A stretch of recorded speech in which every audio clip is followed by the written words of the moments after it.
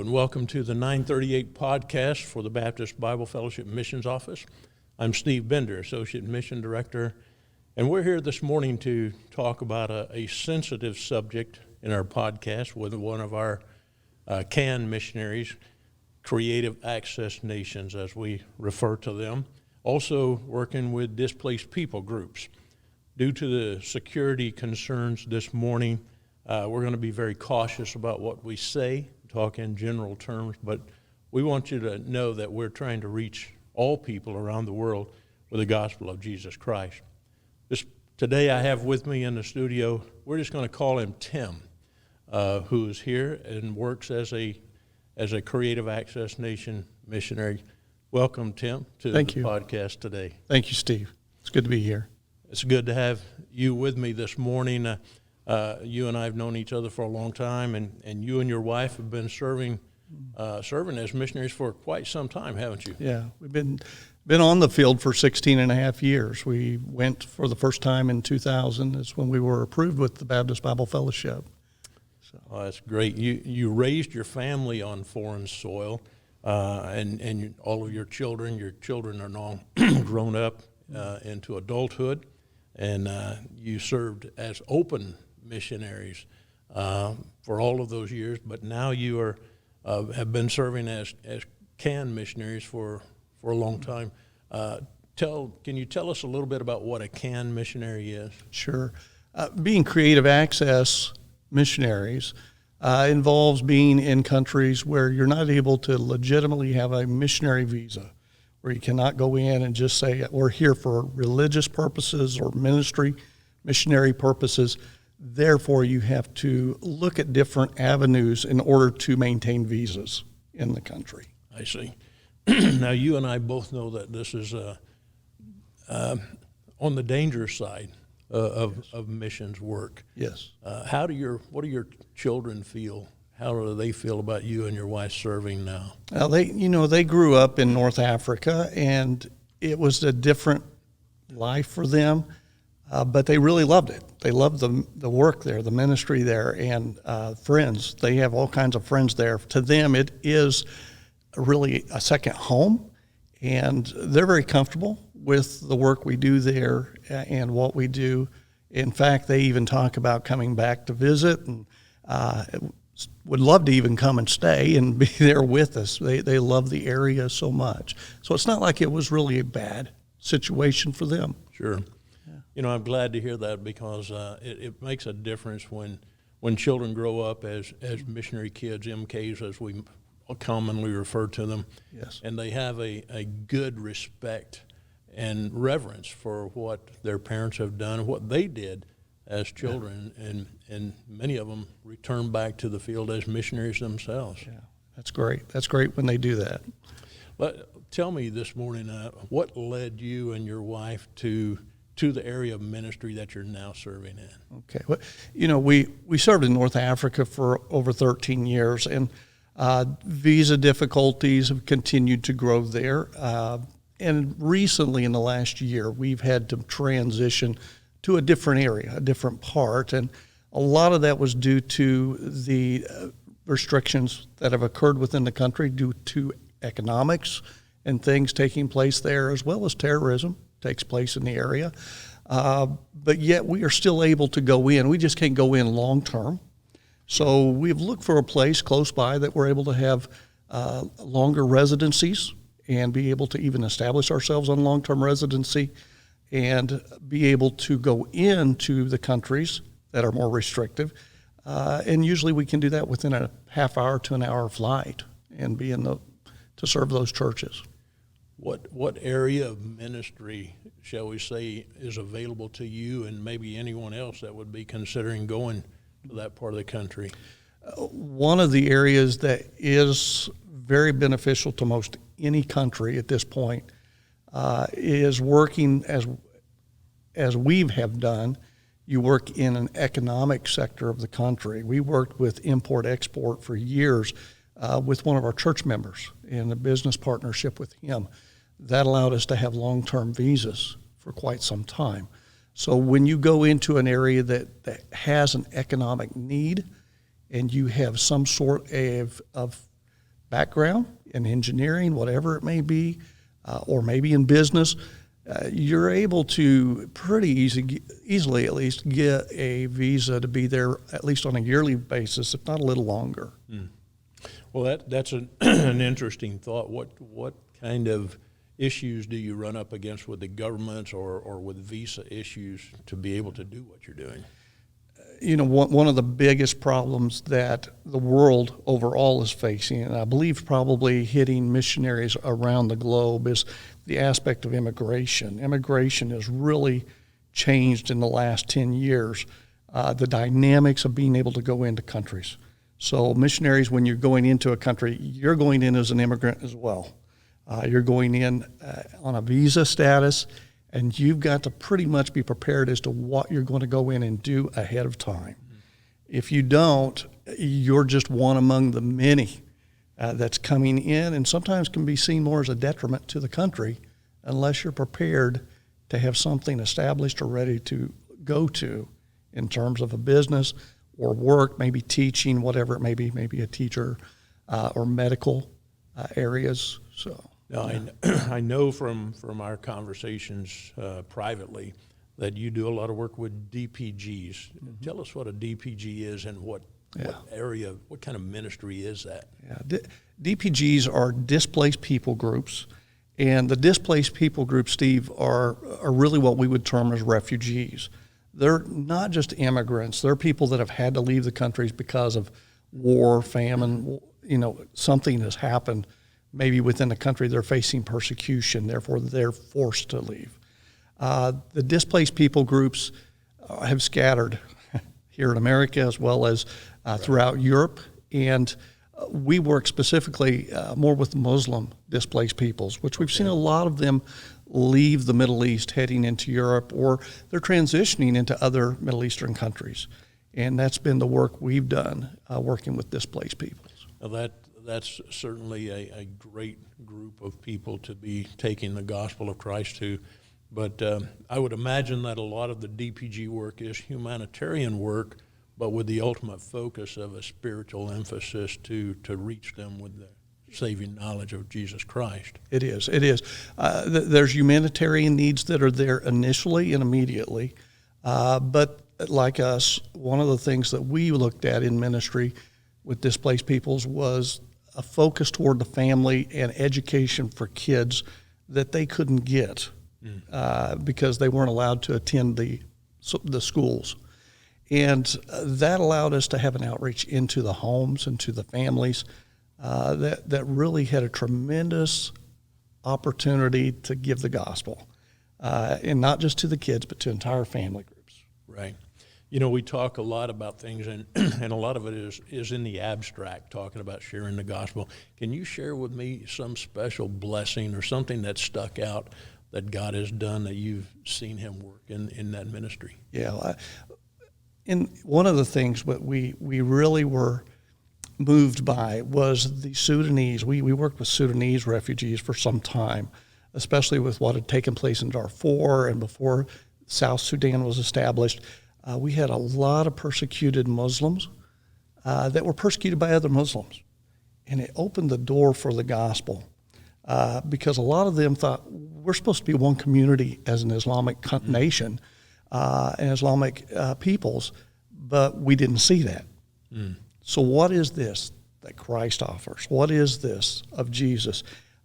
We literally saw hundreds of Muslims come to Christ in that context. Wow. One of the things that we've seen in our more recent context this last year is we've seen a lot of Iranian refugees that are leaving the situation that's in the news right now, what's going on, coming into other areas of Europe and where we're at right now, and particularly they come in with those same questions. And they're just soaking up the gospel message, coming to Christ, getting baptized, excited. But what really has been exciting about it is now seeing Iranians reaching other Iranians that are coming in, when you see them start reaching their own. And that's the whole goal of any missionary, whether they're open or creative access, is to to lead people to Christ, disciple them, mature them as believers, and see them go back and reach their own people. So, Exactly. you know, you're a veteran of a lot of years, and we've talked about a lot of the challenges that you've gone through, you and your family, your wife. What are some of the biggest challenges that you see for new missionaries coming into CAN nations? Yeah. The biggest thing that I would say is being prepared. The biggest challenge is preparation. So often in our day and age, people want to take shortcuts. And when it comes to creative access, there are no shortcuts. You need to know the people group you're going to and prepare to go to them. Also, visa-wise, what are you going to do when you go into the country? You can't just land there and hope something happens. You need to be thinking ahead in preparation for that with wisdom. You know, Christ told us that we were to be what? We're to be... We're supposed to be harmless as dove, but wise as serpents, and that means we need to be wise about what we're doing because we do work among wolves in these contexts of creative access. So it's important to prepare. Well, from my perspective here in the missions office, whenever someone talks to me about coming or going to a creative access country, I always advise them, hey, get in touch with let me put you in touch with some of our creative access people so that you can get some of that wisdom and avoid some of those challenges that they've faced if you can. Yeah. And so what you're saying is to build that strong foundation of preparation so that you are equipped for long-term ministry. Yes. Well, you know, how do you feel that the missions office here for the Baptist Bible Fellowship, how are we helping to prepare CAN missionaries for the mission field? I think what you just said is the first start, and that is turn to the mission office for counsel. If people, pastors, those that are considering creative access will turn to the mission office to get counsel of what are the next steps, what needs to be done, who can I talk to make connection. Counsel is one, and that happens here at the mission office, which is great. The other thing is the connections that get made. Right. Then follow up on those connections with those on the field. Maybe it's extended education into backgrounds of understanding things in preparation to go to the field. One of the things that has been a key dynamic to help us out here at the level of where we're at as Creative Access has been the security training that's done. The training that is done through the mission office and security training has been incredible in preparation for what to expect and how to deal with some very difficult situations. Those things help you to not run in fear.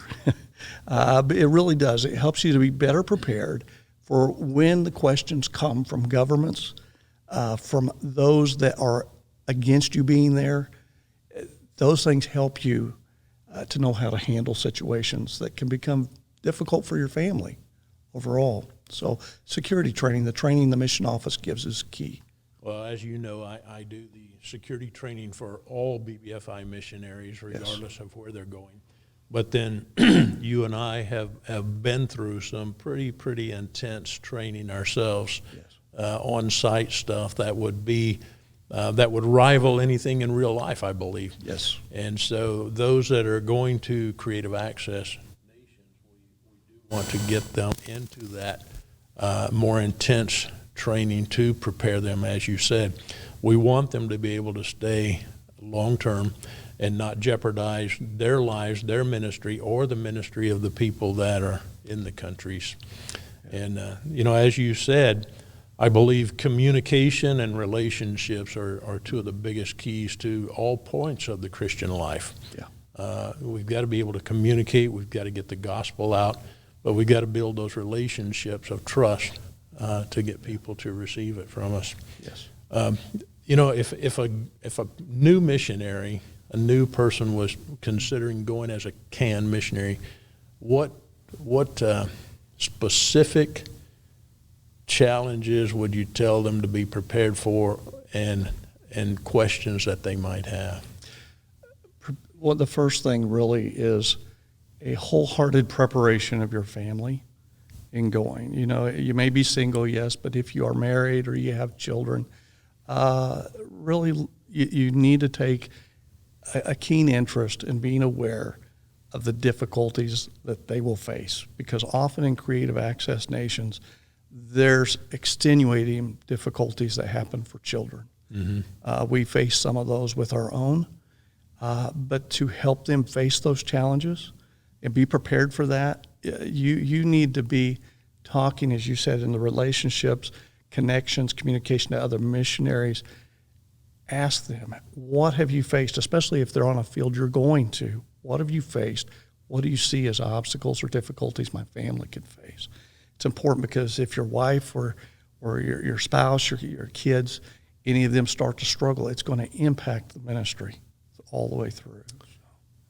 You know, two words that are used often in the Christian world and in the secular world that I believe are overused and they dull the real meaning are miracles and just miracles and amazing, you know, and certainly knowing you, knowing what your family has been through, what you have personally been through, I believe that we've seen a true miracle of God.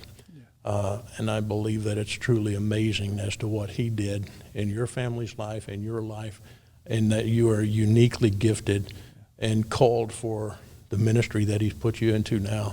So as we bring this podcast to a close, are there any parting words that you would like to leave with our listeners this morning that would encourage them and challenge them not to just only pray about going themselves, but being committed to help send missionaries like yourself?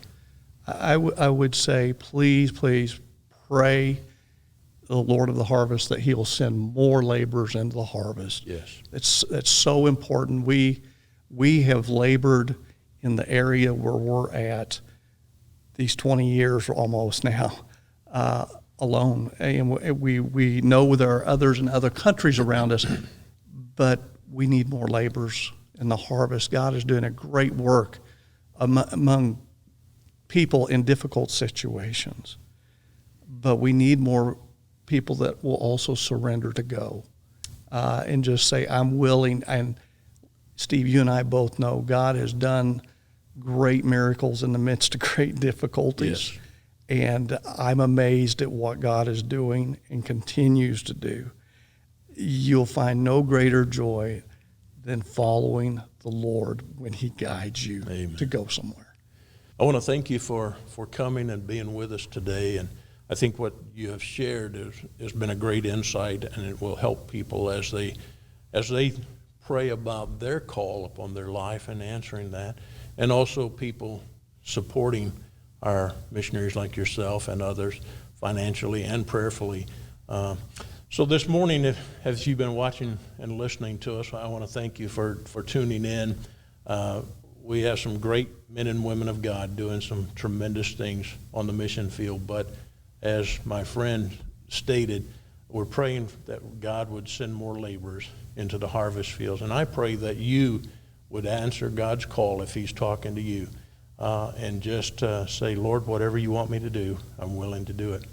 If you've been moved to financially support as well as prayerfully any of our missionaries, especially this CAN missionary that we have with us today, feel free to contact me directly, Steve Bender here at the missions office. Go to our website, bbfimissions.com, and you can support any of our missionaries. You can get information, you can get our design packs, whatever it is that would help you in your missions ministry. We want to provide those resources for you. Again, thank you for tuning in to the 938 podcast, and may God bless you.